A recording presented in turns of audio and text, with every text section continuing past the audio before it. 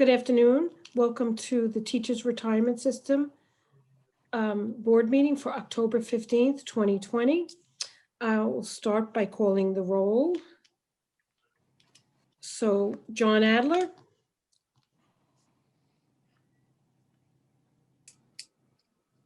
I see you're present, but I don't hear you saying present. Okay. Can you hear me now? Now Yes. we can. Oh, sorry, I was not plugged in properly. I am here. You didn't Thomas hear all my Brown? witticisms ahead of time then. Okay. I'm here, Patricia. Thank you. Natalie Green-Giles. Here. David Gazansky. Present. Russell Buckley. Present.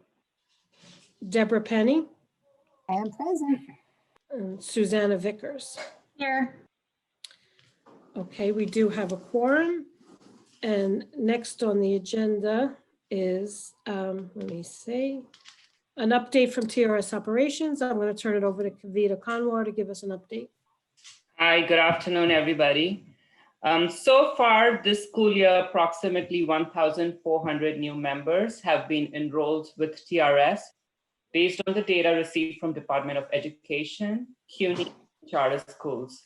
New members receive a welcome letter from TRS when they are enrolled. In 2020, the annual benefit statements, they have been posted to the secure section of the TRS website. We just did that in early October. The statements are available for approximately 126,000 members who are in active service or on leave. Members were informed about their online statement by the email, and they can log into the member portal to securely access their statements. TRS mailed letters in late September to about 1,200 members who have been inactive for 7 consecutive school years, advising them that their membership has expired. Thank you. Thank you. Thank you, Kavita. Thank you. Next on the agenda is a report from the actuary. Good afternoon. Thank you, Patricia. I don't know. I don't have share screen access enabled. I don't know if you want to give me share screen access so that I can walk through. Yeah, Liz, do you? documents, you can just read from it. Everyone received copies of the documents. Okay.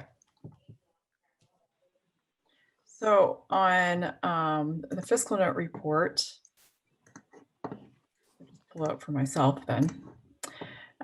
There was one fiscal note that was issued between last time that we met as a board and this month, and it's fiscal note number 61.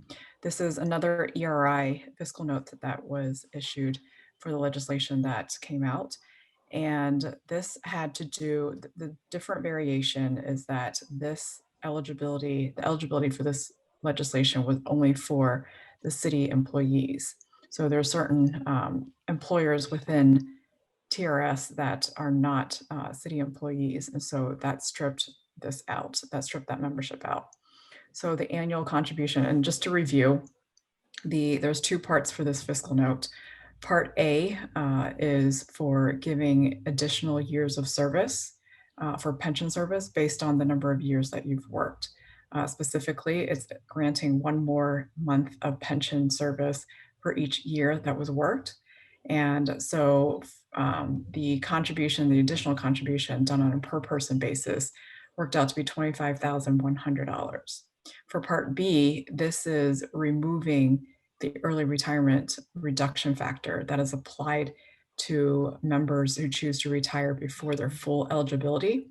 And so the removal of that is approximately $20,000 per person on a contribution basis. And then if there are no questions, I'll go ahead to the Gatsby reports that were issued. I have a question about the calculation, Sherry. So I didn't have a chance to read it very closely, but the minimum age eligibility is 50 for this. If this, is that correct? So there are it was 50 and 55, I thought it said, but I guess my question is if there's an age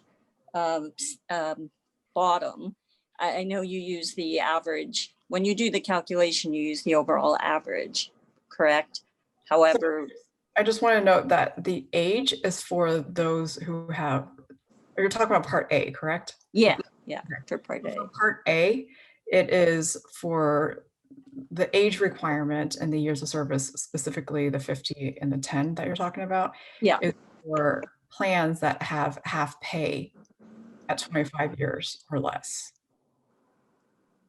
So the plan benefit formula is 50% of the pay.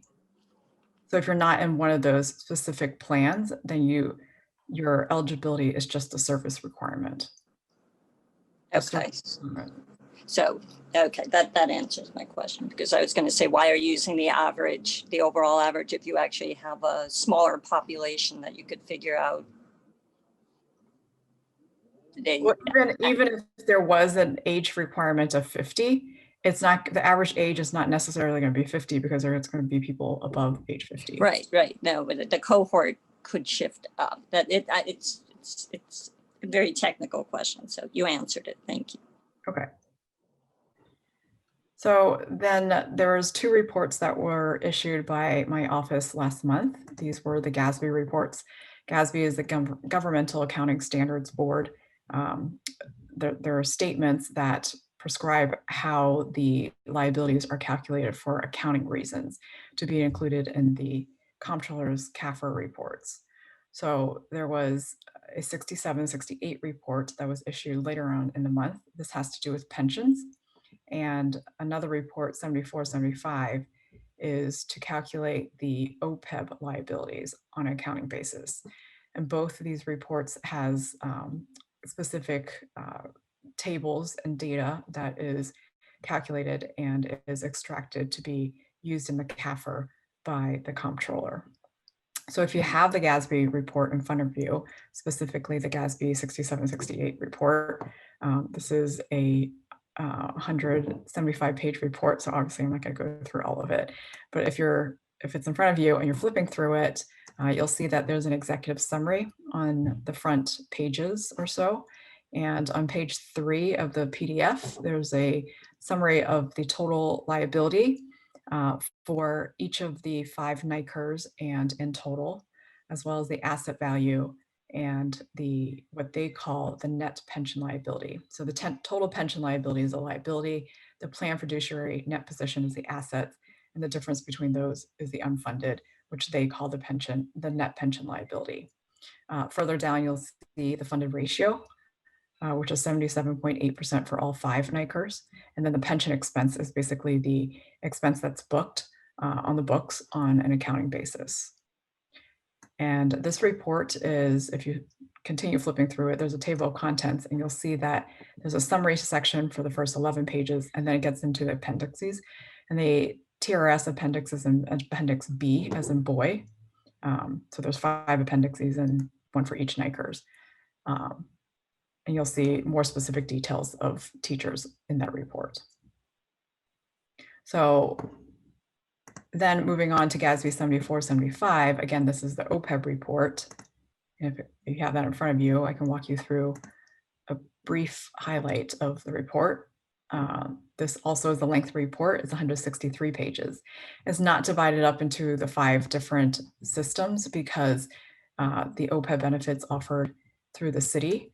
And so it's just one big report. It is divided out to the different component units. So here also it starts after the table of contents, it starts with a executive summary, and it has some head counts there as well as a liability. The liability is on page 3 of the report. You'll see in the table, it kind of mirrors the pension liability. So this is the total OPEB liability on top. For fiscal year 2020, it was $113 billion. And the assets, which are called the plan fiduciary net position, is about 3.8 billion. You might know that the OPEB plan is not necessarily a pre-funded plan. There is a little bit of funding in there, but generally speaking, it's a pay-as-you-go plan. So it's not meant to be fully funded. And so you'll see that the net OPEB liability is 109 billion, which is the difference between the 113 and the 3.8. And the funded ratio, so to speak, is 3.4%. So you can flip through the rest of the report and it has obviously more details, and it's broken out between the different sections of the OPEB liability, such as the Medicare, pre-Medicare, post-Medicare, and the welfare fund.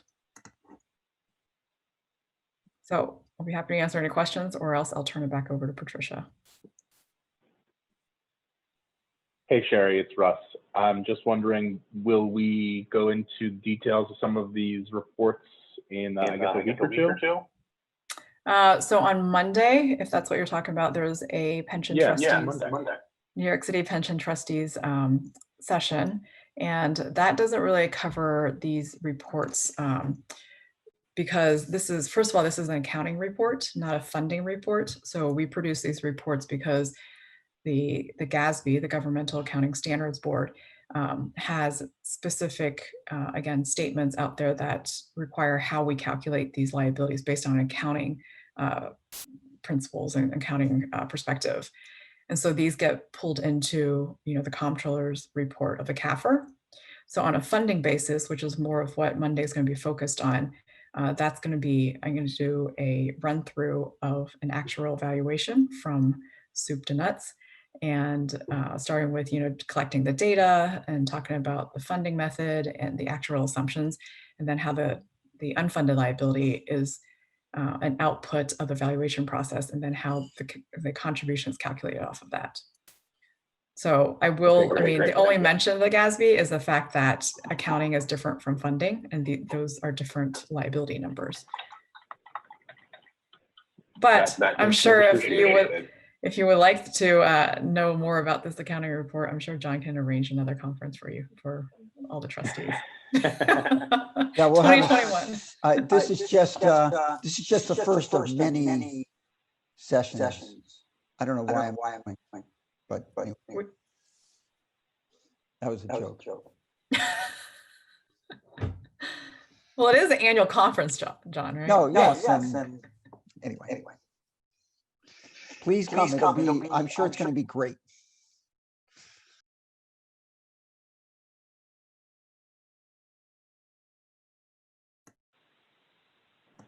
Yes, very much looking forward to it. Thank you, and appreciate the context there on the accounting difference from the valuation. Appreciate it, Jerry. Thank you. You're welcome. Patricia, I think you're still on mute.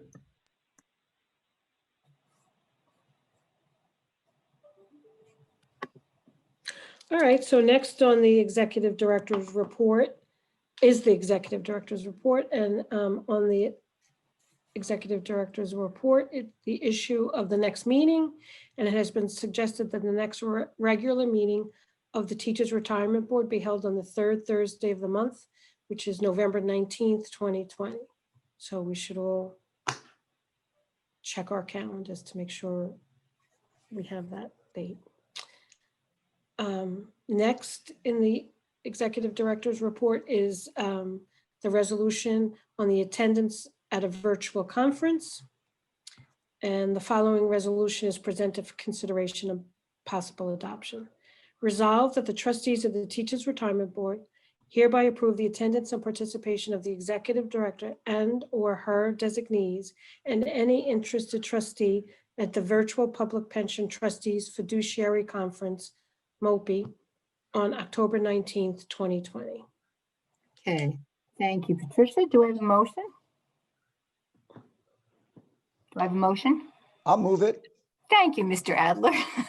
Do I hear a second? Second. Thank you, Mr. Brown. Is there any discussion regarding MOPE? Okay, all those in favor, please say aye. Aye. Aye. Right, any opposed? Okay, motion carries. Thank you. Anyone interested in the MOPE, October 19th, be there. Great. All right, next on the agenda is the matter of the calendar. And the first item on the calendar is the approval of the following minutes: the September 3rd investment meeting minutes and the September 17th board meeting minutes. Okay. Do I have a motion to approve the minutes of the September 3rd and the September 17th meetings? So moved. Thank you, Mr. Brown. Do I have a second? Second. Thank you, Ms. Vickers. Any discussion? All those in favor of approving those minutes, please say aye. Aye. Aye. Thank you. Any opposed? Okay, motion carries. They are approved. Thank you. Next on the calendar is the items on the calendar. Please You will- waive the reading of the calendar. Thank you. So you all should have received an electronic version of the calendar. Right. Right. Okay. Do I have a motion to approve the calendar?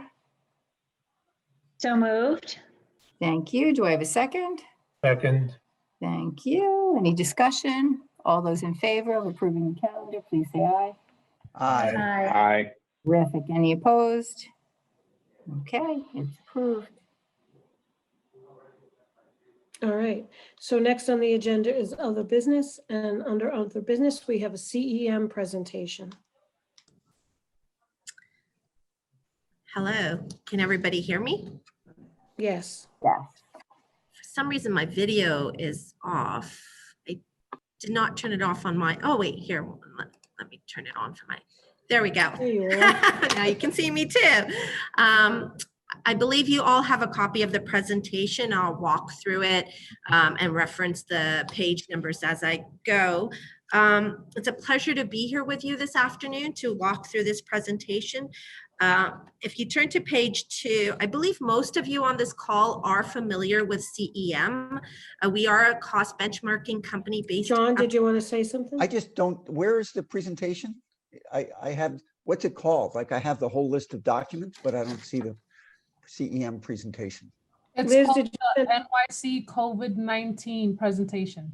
Ah, got it. COVID-19 impact. Didn't realize that was it. Correct. Okay, thank you. Yeah, this isn't our normal CEM presentation on the, it's a COVID-19 presentation. Got it. I did not understand that. Thank you so much. I'm good to Great. go. Great. Yes, as I was mentioning, a lot of you already are familiar with CEM, have seen our presentations in the past. We're known for measuring value for money in the pension industry. If you look at page 2, that's just a list of all the funds that participate in our pension administration benchmarking survey. If you turn to the next page, so today what I'm going to do is just spend 5-10 minutes just talking about COVID and what we are hearing within the pension administration space. As you know, the COVID-19 impact has been different across regions, and there are still a lot of many unknowns. I've provided a table here on page 3 to highlight the differences across 3 different regions. For instance, you can see these numbers are based on October 1st. Unfortunately, they keep changing, but you can see New York State, there's California and Canada. You know, confirmed cases in New York State, I believe over the last 3 months has gone up by 19%. In California, it's gone up by 69%. And pension administration organizations are operating in very different regions and different situations. And a lot of what is going on is going to be dictated by their local governments. If you turn to page 4 now, at CEM, we conducted various roundtables for executives around the globe to share their experiences and, you know, discuss how COVID-19 is impacting their organizations. We had 48 individuals across 32 plans in 4 different countries participate in these roundtables to discuss how COVID-19 has impacted member services, work, and disaster planning. For most of the pension funds, COVID-19 created circumstances that nobody had ever contemplated in their business continuity plans, unfortunately. 2/3 of the organizations we spoke to, their business continuity plans were evaluated by an external party, and 1 plan had recently conducted a tabletop exercise, basically walking through a disaster situation, how they would deal with it. But nobody ever thought of something like this. Despite this situation, and nobody ever contemplating this within their business continuity plans, most organizations were very agile and they were very resilient. Some had early delays and issues, but you know, most funds were up and running with no major interruption to services. And I like to highlight that a lot of these organizations, especially over the last 4 or 5 years, have been focusing on business continuity plans and disaster planning. And because they've been focused on that, management teams were already thinking outside of the box, have been going through planning and thinking about what would happen if a disaster hit them. So since management was already thinking that way and have been trained to think that way, we believe that helped with getting their operations up and running quickly. If you turn to page 5, I'm just going to focus on some of the stuff we heard in regards to operations. A lot of the ways that pension organization responded to what was happening with COVID-19, a lot of those solutions are probably going to be permanent going forward. Employees were up and running from home in a short period of time. And the way organizations responded to that was by equipping employees with necessary equipment quickly. Some funds offered their employees reimbursement programs and allowances that helped them buy home office equipment or deal with any other issues they had at home. Another trend we saw was that paper-heavy organizations were able to quickly move to digital and straight-through processing. Most funds were already heading in this direction, but with COVID-19, this just accelerated that trend. A third area that operations started to see a lot of changes or were able to respond quickly was in internal processes. They changed as per the circumstances required. One example is notarization requirements. Some funds realized that they didn't need notarization requirements for different processes that they had in place, so they removed it. Other funds, they decided they only need to change it temporarily and have since then gone back to having notarization requirements. And then some funds started implementing software such as DocuSign, etc., to deal with what was going on with COVID. Another area that we are seeing a lot of change that is probably going to stay permanent going forward in some form or another is doing one-on-one counseling online, doing group sessions online, doing virtual education seminars online. In fact, one fund that had a lot of field reps in different office locations started thinking about how they can change their office footprint and maybe not have as many field reps and kind of have a hybrid strategy of having field reps in some of these sessions online going forward in a permanent basis. And then finally, mailroom operations.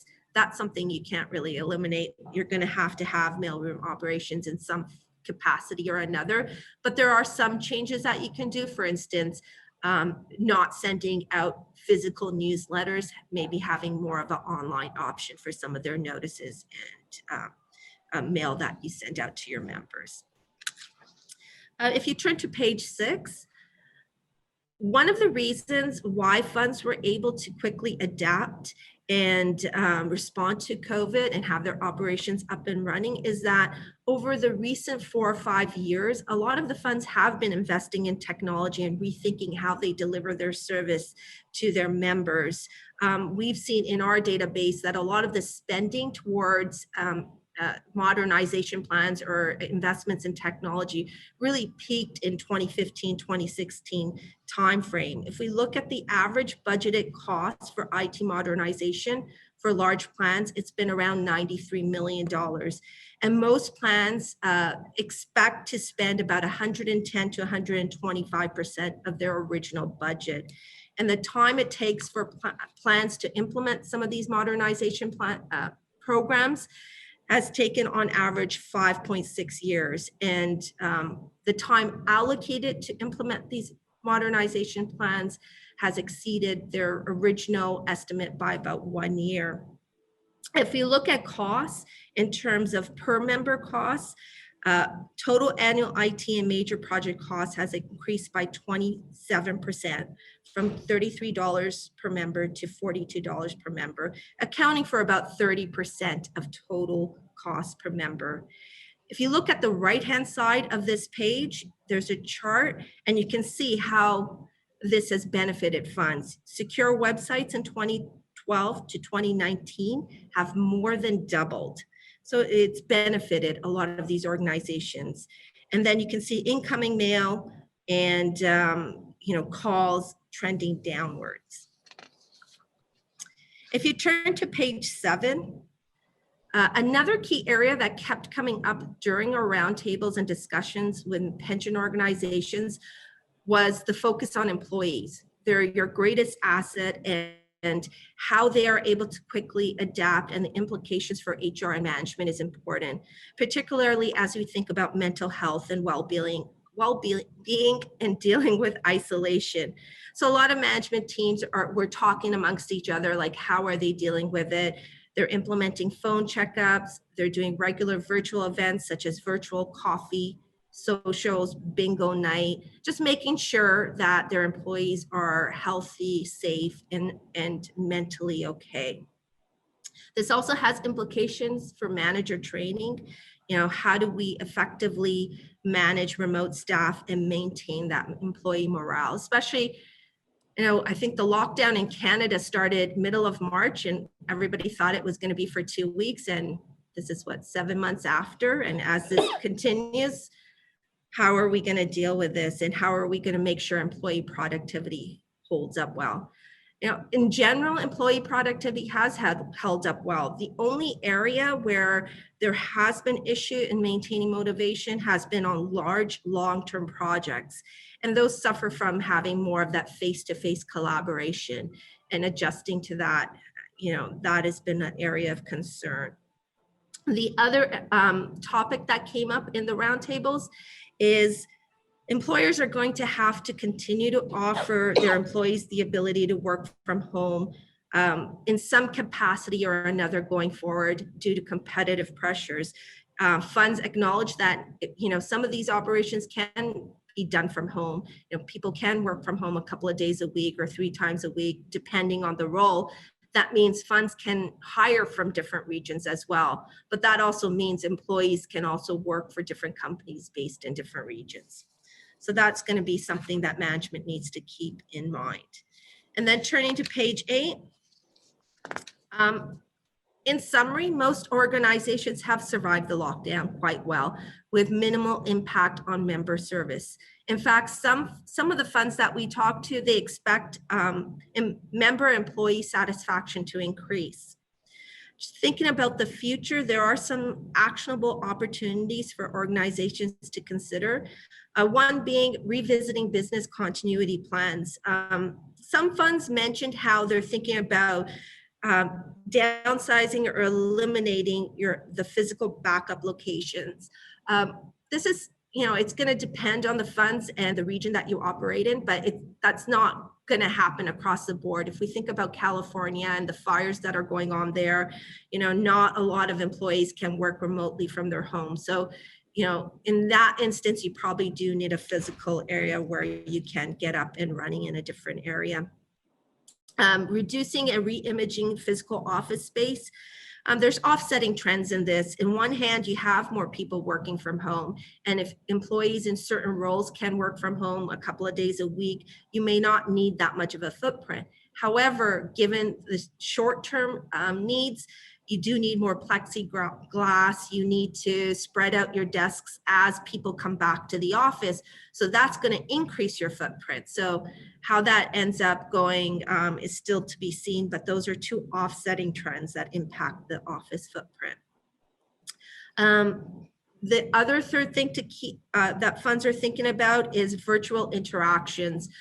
Going forward, as I had mentioned, a fund in the UK is already thinking about how they're going to reduce their field reps and have more virtual seminars, one-on-one meetings. So they're going to a more of a hybrid plan. We expect that's going to be something that a lot of funds are going to consider. And then finally, a lot of the funds are thinking about investing in workflow and productivity monitoring software, just to make sure that they continue having efficiencies throughout the organization and keep their productivity up. And that's it for me. I'll open it up if anybody has questions. Okay. Any questions?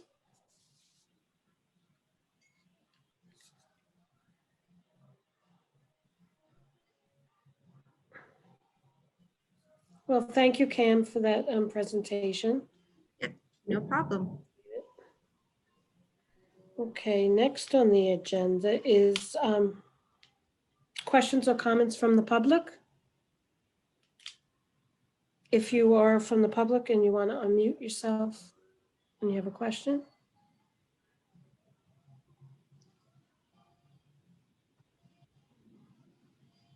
Okay, guess See- not. I'm sorry? I said, okay, guess not. All right. All All right, so Yep, we're going to take a vote to go into executive session. Before we do, I just want to thank publicly TRS for all of the work. You know, TRS has been involved in so many projects. One of them is they handheld the families of our members who passed away due to COVID. They walked them through the process of applying for the death in the line of duty, and I thank them so much. We've got so many nice responses from people.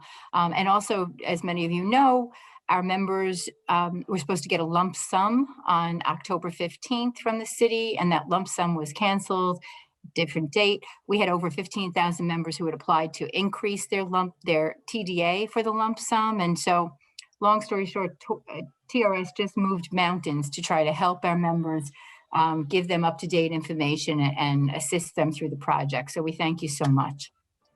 Okay. thank you.